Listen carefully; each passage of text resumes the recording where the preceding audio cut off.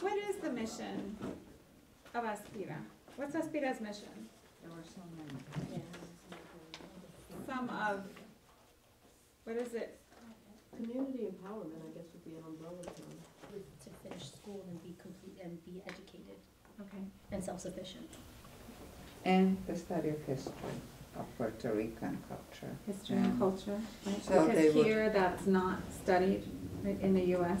But she says she didn't study it, which is interesting, it comes at the end, but she says she never studied it in Puerto Rico. Maybe things have changed, I would hope, but she grew up going through, I guess, high school as well, and there was never a course in Puerto Rican history. Why wasn't there a study of Puerto Rican history in Puerto Rico at that time?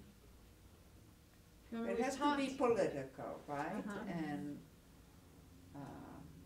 but even so, did someone make that decision, or did it just slip through the cracks and never? No, it didn't slip through the Well, cracks. it's No. kind of the same idea of teaching English. It was really trying to make the Puerto Ricans be like part of America, not independent. Right. So you don't teach Puerto Rican history. Right, yeah, it's the push to assimilate Puerto Ricans, right? Push to assimilate Puerto Ricans and colonialism. Right? It's It's- colonialism, because even within U.S. history, then you could teach it.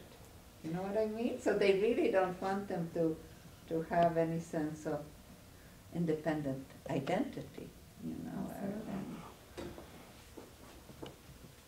Did you find something you wanted to bring up, Jessica? Well, way in the beginning, she says that just like other ethnic and racial groups that had created these organizations that would fight for the people's rights, she wanted to create that network where it wasn't just to improve academically and socially, but it was also like a support system that extended family.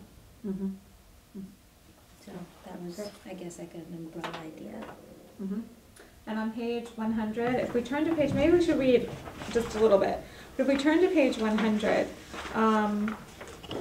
there, 100 of, did you find it? Yeah. Yeah.